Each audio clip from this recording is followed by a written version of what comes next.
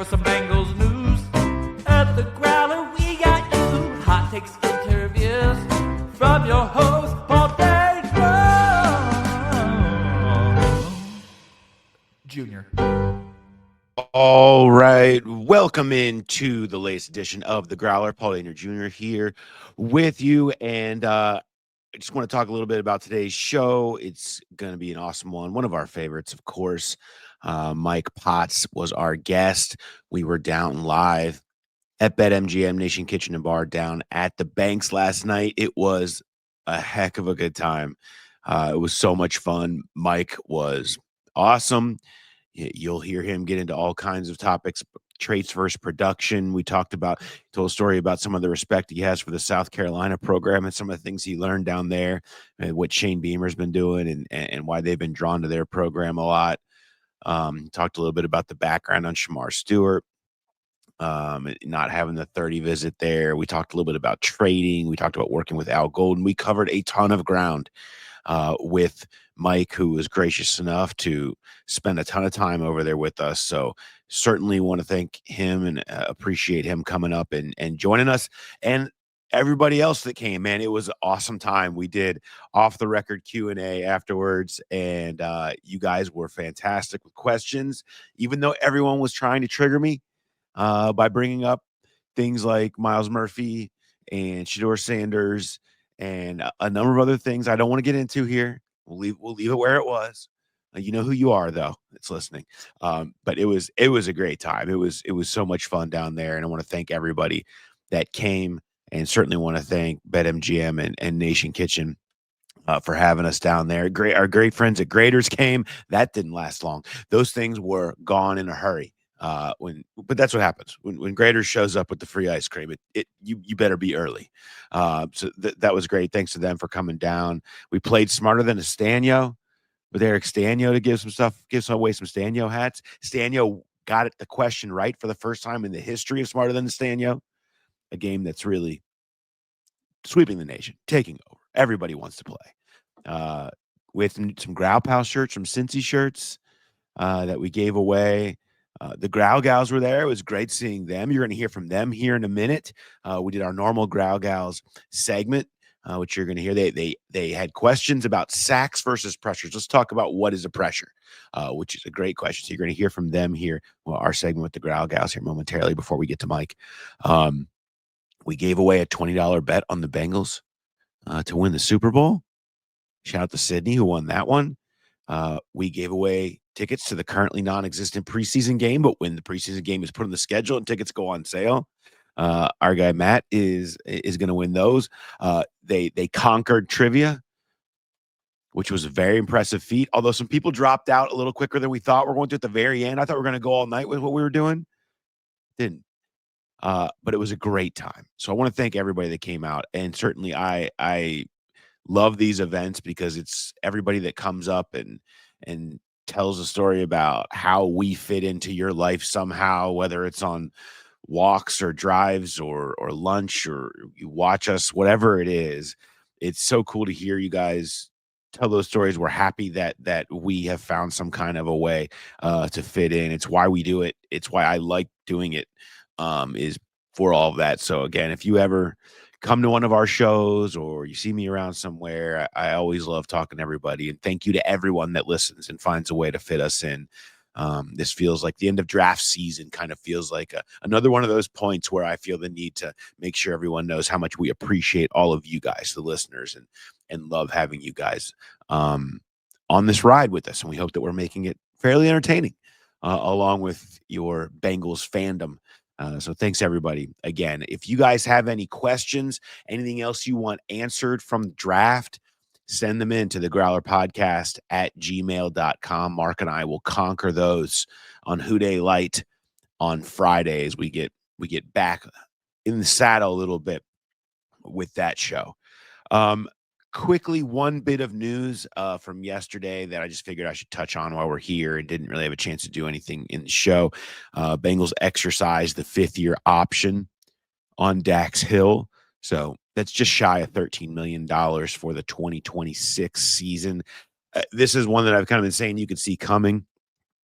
he's the way they talked about him. The 5 games he played last year was cut short by the injury, but I think they felt like they really were finding something. I think they felt like they really found what they were looking for in Dax Hill.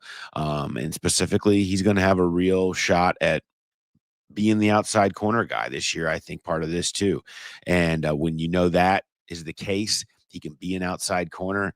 He was playing it maybe better than anybody on the roster in the first 5 games, although there was plenty of struggles from everybody else.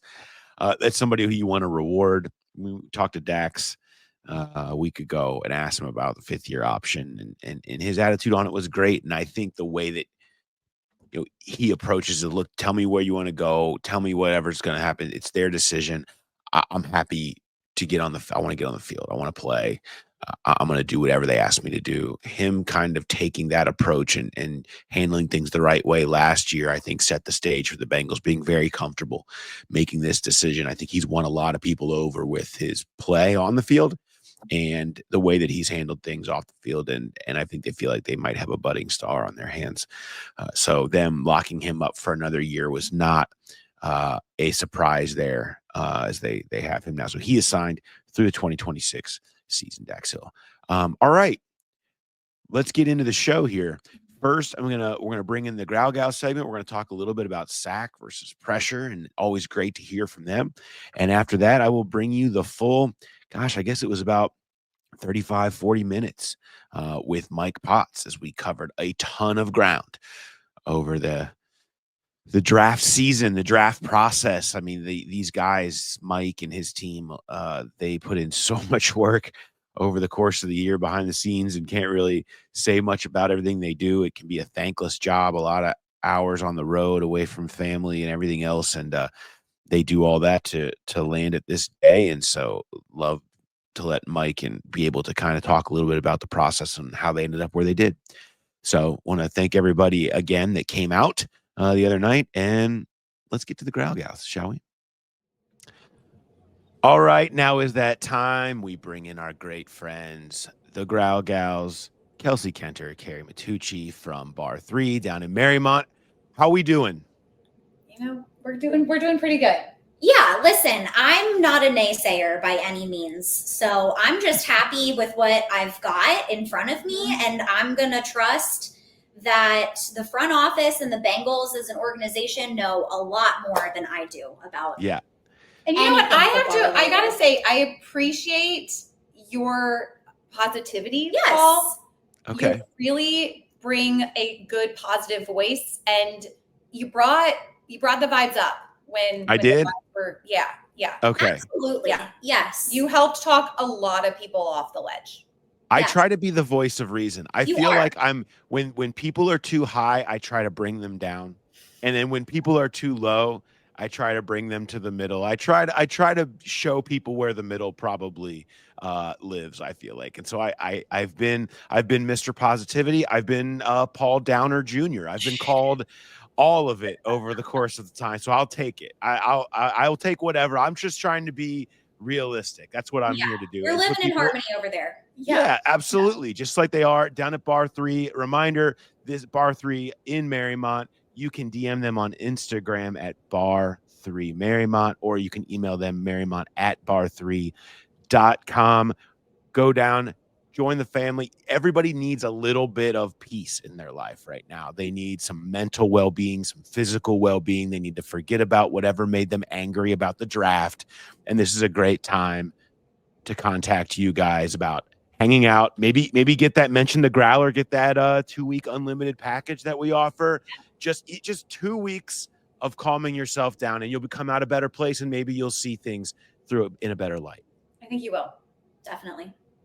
Do you guys have a question for me right now? There's a lot of draft questions circulating out there. What do you guys have anything for me? Yeah. So, I've heard a lot about pressure this week. Yeah, pressures. Specifically in terms of like a stat.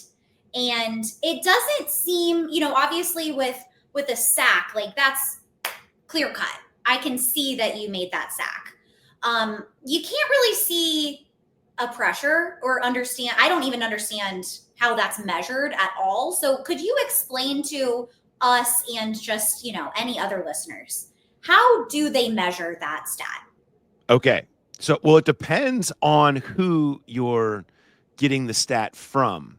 Now, I tend to use Pro Football Focus because they watch all of them. But some people will say, I've had discussions with coaches who are like, this is unfair. These numbers were not right. Specifically, when we talk about like QB hits, though, because that is one of the ways to get a pressure. Though, like, he tapped him on the shoulder with his finger after the ball was already gone. That's not a QB hit. And some people say it is, and then others measure things differently. And they're not all because it is very vague in a lot of ways. They're not all consistent. I try to specifically use Pro Football Focus. I think they're the best at measuring those. But a pressure is just a sack, a hit, or a hurry. So literally you get back there, the ball gets out, but you get a hit on the quarterback, a legal one.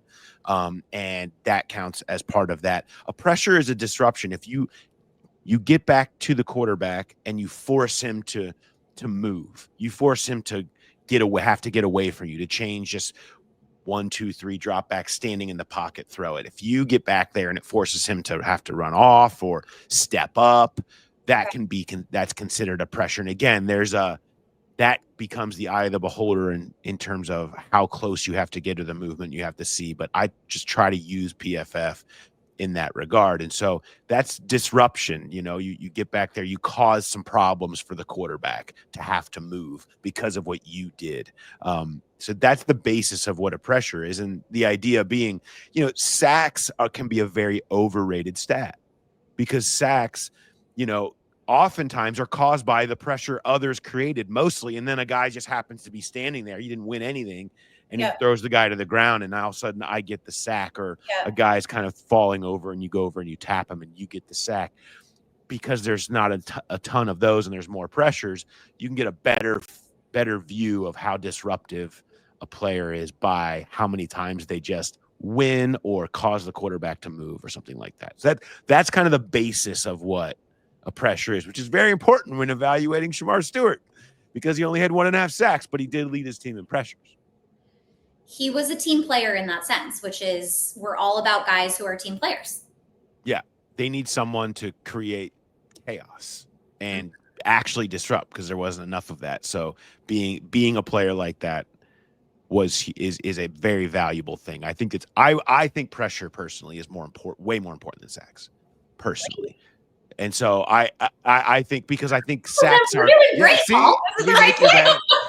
Pressures create sacks. Pressures create quarterbacks having to move into other people. You get a bunch of people that can get pressure, you'll get sacks will come. Like, I think that's just the nature of it. Your guys' place, people need to know, come on down. Mother's Day is right around the corner. So know, if you guys are thinking about gifts for your mom, for your wife, whoever, cannot recommend Bar 3 in Marymount anymore. Mention the Growler. Hit them up on Instagram, Bar 3 Marymount. Email them, marymount@bar3.com. Mention the Growler, and you can get the 2-week unlimited package. And more to come around Mother's Day. Just get that off your chest. You don't have to worry about it, because they will be happy. Have we had the Growl pals liking coming down right now? Have we seen? Yeah. All right. That's it. Growl pals, and we want to meet some more. So come on in. We're so excited to meet you guys. So excited to chat more about the Bengals and more about pressure in the Bengals world. Yeah. And relieving some of the pressure in your personal life. Yes. You guys relieve the pressure for people and get people out and about. I love it. All right. Thank you, guys. I believe, let's see, we're going to see you tonight. Mm-hmm. Yeah. At the show. You guys are going to be down at the show. Looking forward to that. That's going to be awesome. Growl Gals. Looking forward to it. Can't wait. Awesome. Sounds great. We will see you down there. Have a good one. Thanks, Paul. All right. Let's talk to Mike Potts about this stuff. Yes. Rather than us just talking about that. You hear enough from us. Let's bring up Bengals Director of College Scouting, Mike Potts, up here to join us. Let's hear it for Mike. Hey, Big round of applause for Mike. Yeah, thirsty man. How many mini water bottles did you bring? Wow, I appreciate that. I didn't know that we Thanks, had Mike. these. Are these from the stadium? It's like, if you're going to give the media something, make sure it's smaller than a normal water bottle. We don't want to give them too much. Yeah, appreciate it. Does this mic work? I should be working pretty well. There we go. Let's do this. I want to know, what do you put on the calendar after the draft? So, like, when you're grinding tape on defensive lineman 34 versus defensive lineman 35, and it's that, like, heart of the draft prep season, you're like, do I hate my life? Did I make bad decisions? What do you think about? What do you put on the calendar for after the draft that you look forward to? What gets you through that? Hopefully some time with the family and the kids and some golf. But we are ironing out some of the college free agent signings this week and some contract stuff with our current guys. So there's always a lot to negotiate and iron out, throughout the whole year. It's just because the draft's over, that's just one touch point in the process. And, there's the work pretty much never stops. So would love to get a little bit more time in with the family, and it definitely slows down a little bit. But there's always stuff to get done. A big part of what you do, obviously, is scouting these guys when they're in college and seeing who would be the best fit here. This might be a question better for Steven, the pro scouting director, but how much once they get here, are you hands-off, or are you looking at what they're doing here, what they're projecting, next contract, that kind of thing? How much are you involved in scouting the guys that are currently on the roster? Our whole personnel department does all of that, the pro and college side of it. Just because I'm geared a little bit more towards the college side and Steve's geared a little bit more towards the pro side, we both cross over to both sides of it. What we do is we lay out a plan with our support staff, our strength coaches, our player development staff, nutrition, everybody in the building, just as far as the information that we have on the players throughout the scouting process, and we want to set them up for success going into the future. So we want to have a plan in place. Like you guys mentioned, all these guys that we drafted are really high character guys, but you still want to tailor it in certain areas so they're set up for success. So that's the first part of the process, and then we're involved throughout the pro scouting, just evaluating our own roster in terms of knowing what our needs are going forward. All right, I want to ask you a question that has been the debate that we had a ton in the run-up to the draft, that has been one of the biggest topics of the draft since you guys have made your first-round pick. Let's talk about the general idea of production versus traits. It's a really fascinating conversation, I find, because I think the understanding of how nuanced that is, because the way that the college game is played is so different than the way you're projecting the NFL game to be played. Like we talked about how few true pass sets sometimes you see in some of these games, where teams just don't even always do that. It's RPOs, it's the glance routes, all the quick stuff. It's like you don't always get to see that. Obviously, that's a topic with Shemar Stewart. How do you guys go through that process? What were those debates like in just even talking generally about weighing production versus traits when you're evaluating, obviously, specifically some of the pass rushers? We weigh everything for every single prospect, and the amount of discussions we had, it would be hard to quantify in terms of evaluating every prospect from every possible angle. Obviously, you want them to check every box in terms of having the physical traits, in terms of the athletic testing and the measurements. You want that to show up on tape as well in terms of their movement and what you see in the film evaluation. And then you want the production to show up in the stat sheet. We do a lot of analysis in terms of our analytic team, just to get a different vantage point that way. And obviously you want guys to check every single box. Shemar maybe didn't fill up the stat sheet in the sack column, but he was productive in other ways. So you just have to take the good with the bad. Maybe if he's a guy that had some more sacks in that stat column, he wouldn't have been available to us at 17. You never know. But we evaluate everything. We incorporate everything into the evaluation, and we stack our board 1 through 17 and so on. And he was the best guy for us there at that pick. How relevant is production? Like on a scale, when you know that so much of that can be skewed or overrated or situational. I mean, how relevant is that? And is that changing? Is the college game now at a point where you have to really withdraw some of the production out of that equation because of the way the game's played? I think you're constantly evolving. Yeah, the ball's out really quick, is really high-paced, fast-paced offenses in college football. So maybe the pass rushers don't have as much opportunity to get there. In this instance, talking about a pass rusher, because the ball may be out in 2 seconds, a little faster than maybe some of the stuff that you see in the passing game in the NFL level. So, I mean, at the end of the day, production is also very important to us. Production comes in a lot of different areas. You look at Taj Brooks, who we took in the 6th round, is probably one of the most productive running backs in this whole draft class. The linebackers that we drafted were extremely productive guys. So, again, production comes in a lot of different areas, and it's something that is very important for us. And obviously you want everything to line up. You want the guy to be in the 99th percentile in every different category. But in all likelihood, you're talking about a top 5 pick if you're looking at a guy that checks all those boxes. I mean, you guys have been at this for a long time, and even, last year, looking at McKinley Jackson, I'm sure you saw a lot of Shemar Stewart. So you work so close with the coaching staff, and it's how do these guys fit us specifically, what type of guys the coaching staff is looking for. So how hard is that pivot then, because you've done a lot of work on these guys in the fall, and then there's a change. There's a new defensive coordinator. Maybe there's a new philosophy on the type of guys you're looking for. Is it just a matter of we've already made all of our grades and our assessments, and now we just have to kind of tweak where we slot these guys? Or is it a hard pivot when that change happens? That's a great question. We evaluate every player as if it's a blank roster, regardless of our needs. We evaluate all the quarterbacks the same as we evaluate the defensive ends, the linebackers, the running backs, et cetera. We put a value on those guys. You never know what could happen in terms of free agency, in terms of trades, in terms of injuries. We want to be prepared for every possible scenario. But then we also have a vision for the player as a scouting staff. Maybe he would fit more of this scheme or this scheme. Right. And then when a new defensive staff comes in, like had happened this year with us and Al Golden coming in, we get on the same page with him. It was great because we already had the relationship with Al. We already knew him very well from working here previously. I've kept in touch with him and going through Notre Dame each of the past several years, talked to him every year, multiple times a year. So that relationship and transition was very smooth and easy. And getting on the same page with him was a process that, we worked through. There was a lot of players that our vision as a scouting staff aligned with his vision for how he would utilize those guys. And at the end of the day, those were the guys that we ultimately identified as targets.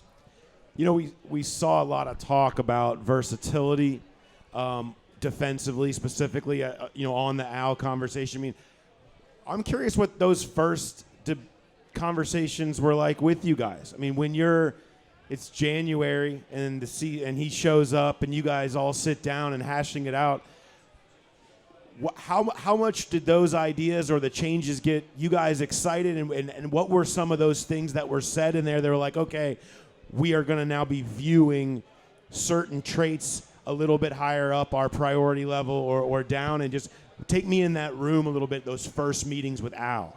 Yeah, Al's very detailed in everything he does. And like I said, we had a feel for his vision, I think, already coming into it. So we were starting maybe a little bit ahead of the curve than somebody brand new coming in. The dialogue was already there with them. But, there was a ton of conversations. I wouldn't want to speak for him or put any of his vision out there publicly, but he definitely has a vision for every piece on the roster. Now that the roster is a little bit more solidified, obviously we're going to continue to work through it and try to upgrade the roster as we go all the way up until the season. But he has a plan in place for every single guy on the roster and how he would utilize those guys, move them around, play them in different roles, and I'm really excited about what that's going to look like. Let's talk a little bit about some of these guys. You mentioned a little bit about Shemar Stewart, first-round pick out of Texas A&M. I mean, we got one. Yeah, we got two. Couple, yeah. Let's hear it for the Shemar Stewart pick. See, don't believe the internet. Don't believe the internet. Here's the thing. No one has seen an athletic profile quite like this. I mean, when you start legitimately putting the physical profile up against Myles Garrett, you're talking one-of-one unicorn stuff. And that's unfair to even use those names next to each other. But this is the physical profile you're looking at. How much did his combine and just some of the numbers that you looked at him athletically shape the way that you guys viewed him? Did it go – Duke always says, look, the combine is fine as long as it matches the tape. If it doesn't match the tape is why we go back. I got to imagine Shemar's combine made you even go back and say he really is a next-level athlete, more so than we maybe even thought. Honestly, his combine performance did not affect the evaluation a ton because we already saw that on tape first of all, and then we talked to their sources at the school. We already knew he was going to test like that. It would have been a surprise if the testing numbers were, a good bit, a notch less than that in all those areas. So we knew that was going to be the case in terms of his testing, and I think you see that explosiveness, that violence, that speed on tape. So those two things aligned, and we already knew we were dealing with a freakish, top percentile athlete in this draft. It was more about the conversations of, okay, like you mentioned with the production, talking that through with our coaching staff and their vision and their plan for the player to develop them, work with them, and get the best out of them. So the combine was something that we kind of expected going into it. What's the reaction internally? I mean, you guys put so much work into this, and it all comes together, and you get the guy that you're happy to get, and then maybe the fan reaction isn't quite where you want it to be. Do you guys even pay attention to that, or is it just like a player? Is there like a chip on the shoulder, like you guys are going to see this was the right pick, and 6 months from now you guys are going to be cheering this guy? Yeah, I mean, I don't think we had a whole lot of time going into day 2 of the draft to worry too much about the reaction. I'm sure there's people that would love the pick. I'm sure there are people that'll hate the pick. At the end of the day, we have to see how he ends up playing. Again, you would have loved for him to check every single box. That's not the case, but I do think he checks more boxes than he doesn't check. So, obviously it's a fan-driven business. You want the fans to be fired up about every single pick. But at the same time, that's the great thing about the draft and sports in general. It's driven by the fans and their opinions, and everybody's going to have different opinions, whether it's on a player, in the middle of a game, a draft pick, a trade, whatever it is. So I think that's what makes sports great and the conversation around it. Let me tell you what, as someone who has to put a lot of content and opinions out there before the draft, there are a lot of opinions. There are too many damn opinions out there. I mean that in the greatest way possible. I love what the draft has become. It's so fun to watch how everyone grinds the tape now, and everyone has an opinion on all of the 6th-round running backs because they watched them all. I do wonder how much actual work is getting done at all y'all's jobs when I see how much you guys know about all of this stuff. I appreciate all the work you guys do, but there are tons of them. One more thing about Shemar that was interesting that I wanted to bring in is, I don't know how many years it's the top 30 visit. A 30 visit is almost always from a guy that you guys end up picking in the first round because you guys vet your tier there very well. You guys didn't bring Shemar in for a 30, did you? Not that I know. I don't think you did. How come? And was there other things you were confident in or other exposures that you felt covered for that had you kind of check those boxes? We had a lot of exposure to him throughout the season. We did bring him in at the combine for a formal interview. Got some really good face-to-face time with him there. Through that process, we were at his pro day as well. He's a guy who checks the character boxes. That's not to say every guy we bring in we have character questions on. But we felt good about where he was character-wise. You only get 30 of them. So at the end of the day, there are guys that maybe you have a question on or need a little bit more homework done on them, or maybe there's a conflict in terms of the coach or one of the scouts being able to be at the pro day. So you want to get that face-to-face interaction with the guy. But we have to use those wisely, and we felt good about his character and his makeup. And he was a guy that you can still do the Zooms with him. You get the exposure, like I said, at the pro day. And we got a ton of time around him at the Senior Bowl as well. So we felt pretty good about the evaluation of him as a player and a person. Can you peel back the curtain a little bit on a top 30 visit? How long does it last? What are you allowed to do? What are you not allowed to do? Who do they spend the most time with on those visits? Yeah, for sure. They come in the probably late afternoon, the day before the full day of the visit, and then they'll usually get driven to the hotel, usually right over here, and they'll get picked up for dinner. Usually our coaching staff, some of our personnel staff will meet them out for a nice dinner, get to kind of talk to them in a relaxed setting, get to know them a little bit. And then their day goes nonstop from about 6 a.m. until their flight's out the next day, usually around 5 p.m. or so.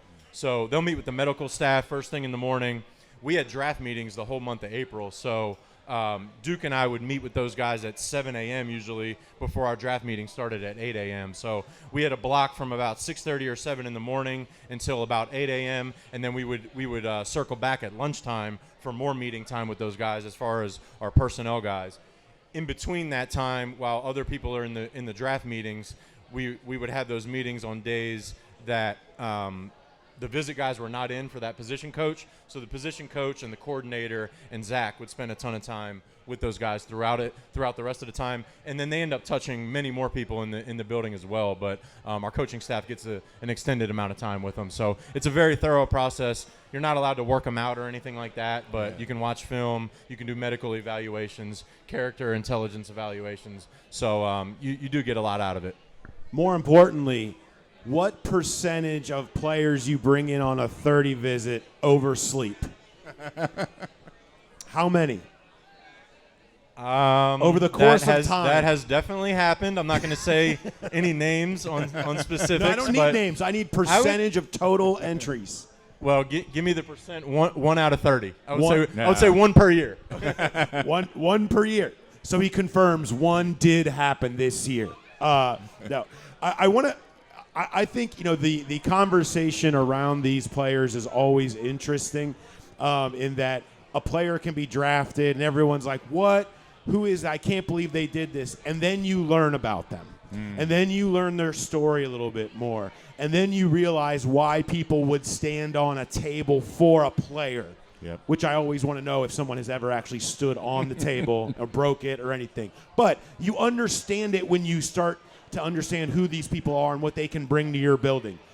That seems to be the case for Demetrius Knight Jr. Like, his story is unbelievable in terms of the type of guy he is, his path from ending up from Georgia Tech to Charlotte, where he's driving DoorDash after a loss to Navy because he's got to feed his family and recognizes that, and parlaying that to NIL to try to keep, again, his hopes not just for a football life, but just for day-to-day life and that struggle. He transforms himself from a quarterback into a linebacker who is absolutely yoked, by the way.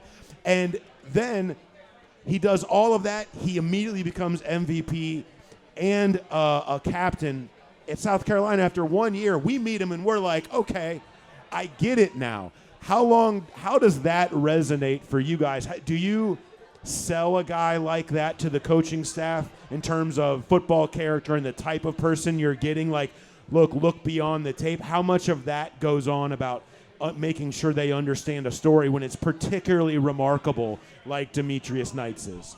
Yeah, a lot of guys' character makeup usually falls somewhere in the middle, but when a guy's exceptional like that, you do need to drive the point home and you do need to sell it. You don't want to be biased or try to oversell it more than what it is. We just report the facts of what we've heard. I think Coach Beamer down at South Carolina has done a phenomenal job, and they are one of the better visits that we have scouting-wise. They're very honest with us, and they are over the top in their praise about Demetrius. So it makes you feel really good about it. Going through there as many years as I've went through there, and our other scouts as well on the staff, feel like we have great sources on their staff that would shoot us straight for sure. So you got a lot of conviction on what they're telling you and the information on Demetrius's character. So yeah, you come back and then we go work through the whole process, and our coaches were right on board with the way we saw the player, and we had full alignment on him. Going back to what we talked about earlier with traits, there's the physical traits, speed, size, arm length, all that, but age, a number that you can't do anything to fix. How do you guys, this is a guy that's going to be 25 in July. How do you look at that? Because it's becoming more popular with COVID, with guys being in the league more, with NIL, with guys sticking around longer because they can make money in college. Is it a knock, or is it sometimes an advantage to have a guy that mature and that much older? I think you hit the nail on the head. It's definitely an advantage at times. Obviously, you would like the guy that's younger that has the same amount of experience, but I think with a guy like him who's still a little bit young in his years at the linebacker position, I do think he has way more upside than you would suggest typically from a guy of his age, 24 going on 25. So you take all the factors, but with a guy at that position that we want to come in and be a leader, part of the evaluation is the character and the makeup that he's bringing to our team. I think the maturity and everything he brings off the field as well as on the field were all pluses across the board. Did the DoorDash piece come up when you guys were meeting with him? That was something that we talked about for sure. I mean, the character stuff that we have on these guys are novels. I mean, they're really long. So in different phases of the process, we go a little bit more in depth than others. But maybe in some of the parts we're just hitting the cliff notes. But when we went through our most thorough meetings, we for sure hit on that. I want to talk a little bit about that actual selection and the dynamics of that round. Demetrius Knight goes at 49. He was obviously a target. We talked to Al and Zach after the pick, and that there was a sweat going on about hoping that he lasted there. And kind of a last of the top level of linebackers, because you saw a big gap after that. How much is it when you get to that point of, is he going to be here at 81, what drives the conversation? And how much were trades also a part of that moment of making that pick to decide, should we move back? Do we jeopardize missing the guy? Like, take me inside of kind of that conversation about Knight, 49, 81, and the trade possibility. We weigh all of those factors. I would be very hard-pressed to quantify the amount of texts and calls that we made in terms of sketching out trades. We split up, all of our staff splits up the league and sketches out trade opportunities leading all the way up to our pick, for that full round heading up to it. Just hypothetically, let's say in this situation, if we moved back, if a team wanted to move up and their guy was there, what would that trade look like? So there was tons and tons of trades that we sketched out, and we walked through those conversations pretty much in every round. Now, sometimes it doesn't fall that way. The guy a team may be targeting ends up getting taken, or maybe the team was just kind of exploring it and weren't necessarily as serious as maybe some other teams. So every case is a little bit different, but in every round we had those type of discussions. Everybody in our draft room is open with communication. Everybody's really good listeners, and we all laid out our opinions. We laid out what the trade opportunities may be. We laid out the different scenarios of who we thought was the best pick in each round. And then at the end of the day, Duke has the difficult job of making the decision. Do we pull the trigger on this trade? Do we take this player? Do we take this player? And at the end of the day, he chose not to move in any of those rounds. That's a decision that he made. And he took Demetrius, and we're all on board with it, and we're moving forward. And he's a Bengal, and we couldn't be more excited about it. The trade piece aside, how often does it happen where, you guys rank all these guys.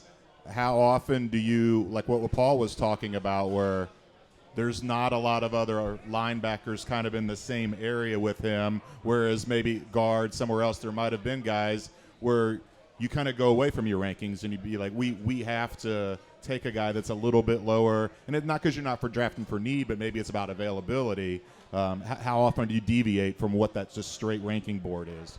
It's a constant conversation, the positional priority, the position, how valuable we deem that position to be. What's the need on the roster? How purely highly graded do we have this player? So every different factor, like you mentioned with age, like you mentioned with production, we're having those conversations from every different angle on every single pick. And at the end of the day, we stack our board, we assess the options, and Duke pulls the trigger on who he wants to take.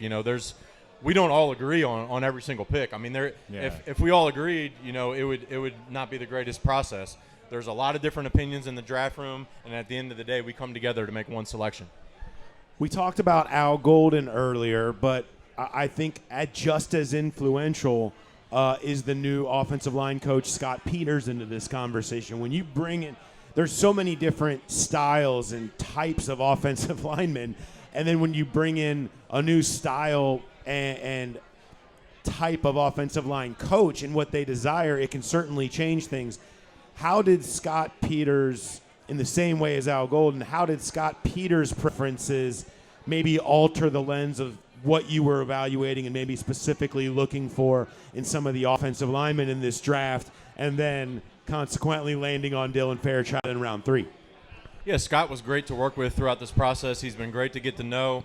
I communicated with him a ton in terms of the pro days, in terms of the guys we were bringing in on visits, in terms of what he was seeing on tape, what I was seeing on tape, what the rest of our personnel staff maybe saw on tape in terms of the evaluations and where we had guys on our board. So he was great to work with.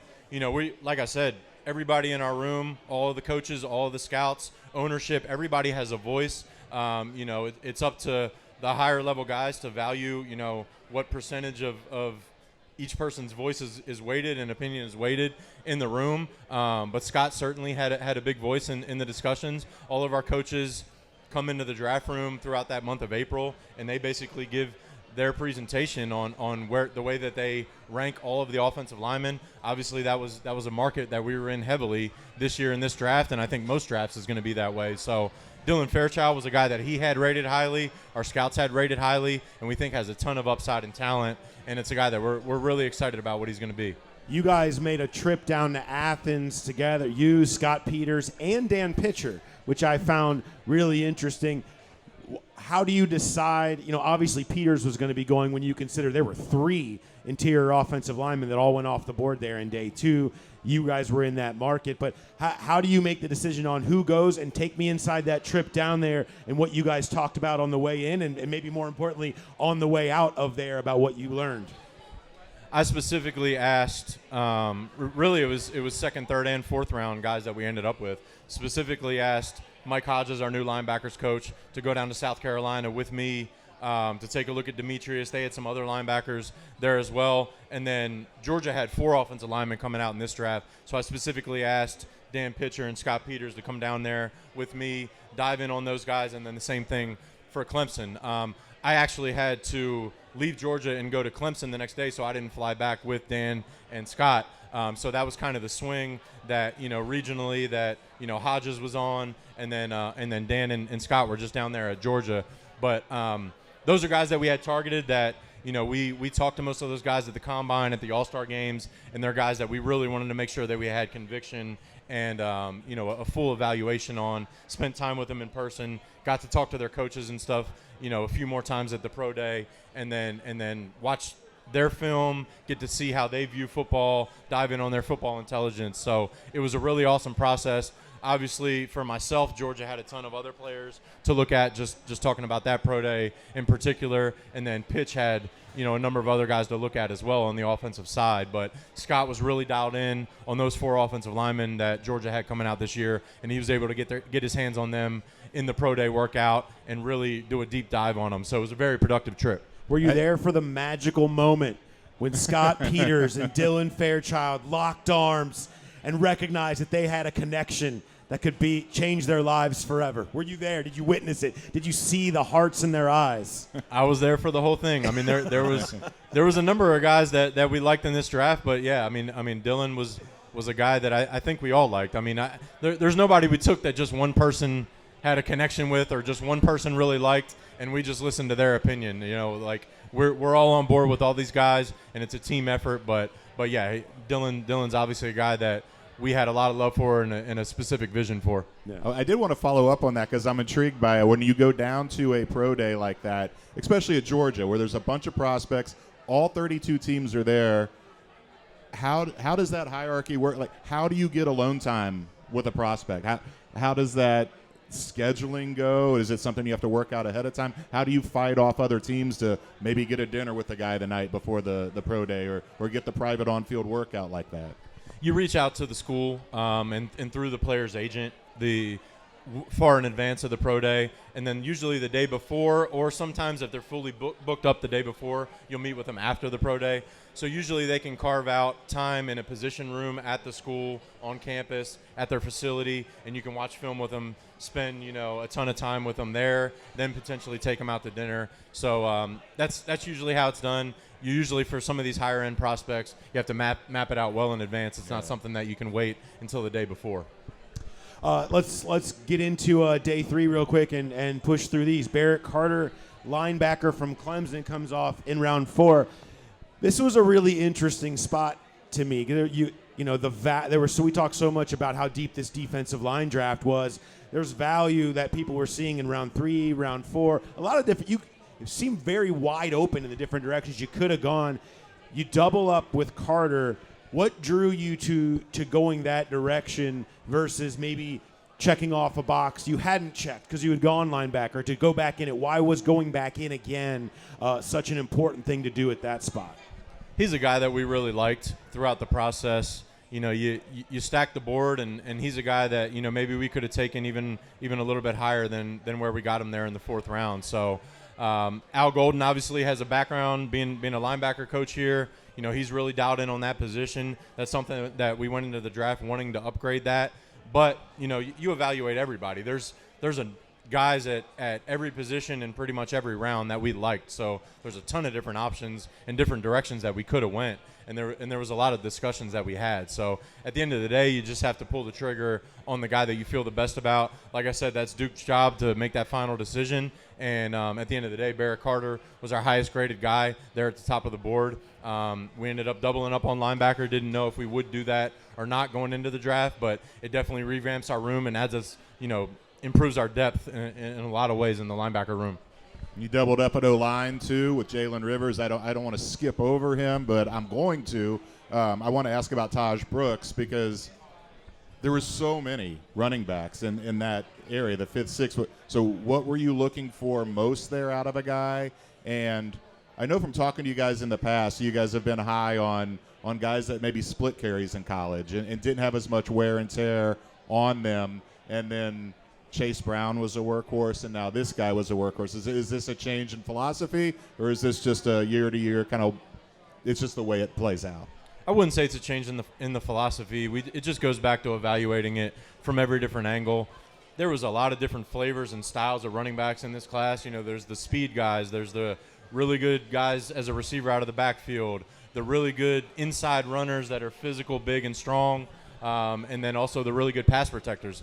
I think Taj Brooks, why he was a target for us, is he's really well-rounded in a lot of those areas. Yeah, he did have a lot of, I guess, tread on or lack of tread on his tires, I guess you could say, in terms of the amount of carries that he had. But that produced a lot of production, a lot of yards, a lot of touchdowns and catches out of the backfield. We like him in pass protection, so he's a really well-rounded guy that throughout the process we had targeted. And, we grade the guys medically as well. There's some guys maybe that had the amount of targets that he had, or targets and carries that he had, that would have been a little bit more beat up medically, but he checked out in that way, so we felt really good about it. When we talked to him after you guys selected him, he was – I said if he runs as fast as he talks, they've got a good one. I mean, he was just pop, pop, pop, pop, pop. Was he like that with you guys, or was that just he was excited because he got drafted? He was really good when we talked to him. We talked to him at the East-West game and, spent time with him throughout the process. I think you guys had mentioned that Justin Hill had a relationship with him throughout the recruiting process. So he already had that rapport, hopping on a Zoom with him and talking to him. It was natural already having a relationship with him. So, yeah, he was really good throughout that process. We were talking earlier today. I'd be curious to ask you guys how that compared to Fig, Josh Newton, when after we drafted him, because they were both guys that we really liked their makeup, from a similar area, both from schools down there in Texas, and we really liked their football makeup and football character. So that was an interesting comparison that somebody brought up to me today. Far less cussing from Taj than from Josh. Taj was clean. Yes. Taj was clean. Josh Newton, not clean. No. Not clean. Just excitable.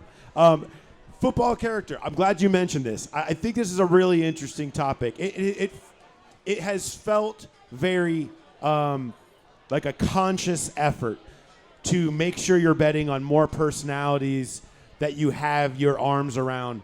And that's not just a draft conversation. In free agency, a lot of people you guys were familiar with in terms of bringing back B.J. Hill. A relationship was already there with T.J. Slayton. So many of the things you did was kind of a re-up and a double down on guys that you knew, and they felt like you knew exactly who was coming into your building. And then we see this draft happen where it slaps you in the face, the obvious nature of like, this is high-end football character guys at every single pick. There's not even a single one. There's not even one that doesn't have a high motor.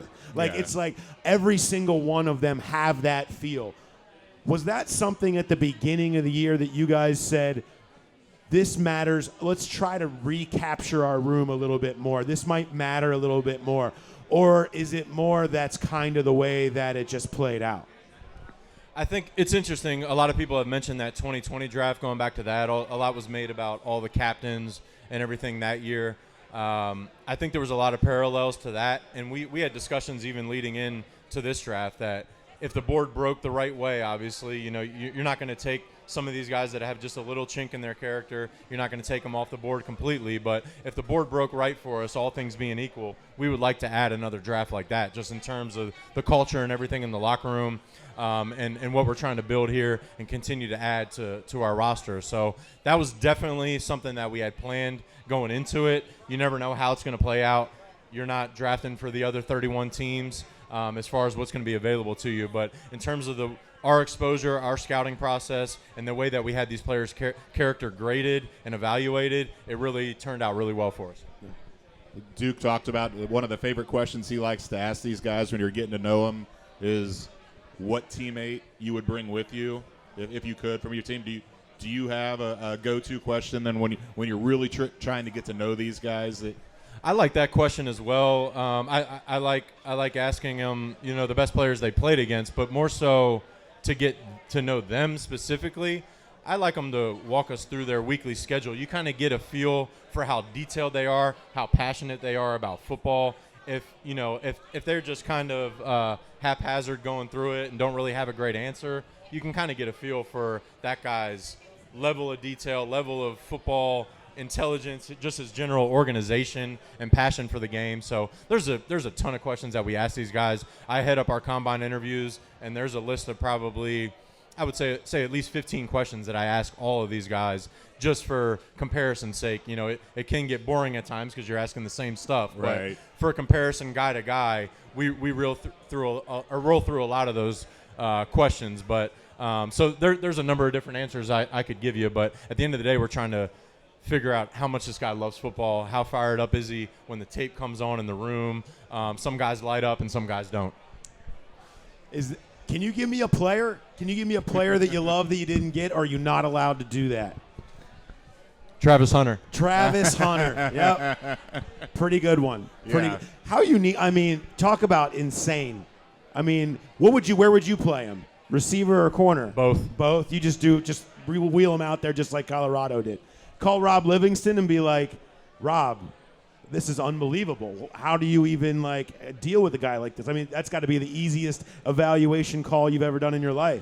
It was a very easy evaluation. Yeah, I went out there to Boulder in person, spent a lot of time with him out there. So unfortunately, I knew throughout the whole process that we weren't going to be within striking distance to draft him, but you still do the work on him. You never know what could happen into the future in free agency or anything like that. So obviously that was a bit of a pipe dream, but we thought he was one of the best players in the draft. No question. I want to personally say thank you, Mike, yes, not just for coming out here, but I know you put in so much work over the course of the whole year, and it's often thankless. Let's hear it for Mike Potts, Bengals Director of College Scouting. Thanks for joining us, man. Great to have you out here. Appreciate you guys. Thank you. Thank you. Thanks again to Mike Potts and everybody that came out to BetMGM Nation Kitchen and Bar down at the Banks. It was a blast. It was a great show. Had so much fun, and we'll be doing it again, man. Once we get into the season, we'll be doing all of our live shows down there in season. And one of our favorite things to do, and we love to give things away. And I think I said it last night in the Off the Record segment. We gave away preseason tickets at this game, but we're gonna be. We discovered last year what we like doing. We like giving stuff away. We want to be the pregame home of giving stuff away. We want to give more stuff away than anybody else does. Because you know what, you guys, you love it. Everybody loves it. We're going to be giving away tickets a lot this year. We're going to give away tickets to the next game. Every single one of those live shows that we do. And schedule comes out May 14th. So once that happens and we start lining up how all the live shows are going to line up for you, we'll have plenty more details on that. But just know we're going to be going all out with that this year, and I'm really looking forward to it. It's been an awesome home for us, and so the pregame shows, the season preview shows, all that stuff we've been doing down there have just been fantastic, and looking forward to more of them. So, all right, thanks everybody for listening, and we'll talk to you next time. Talk to you on Who Dey Light. Have a good one.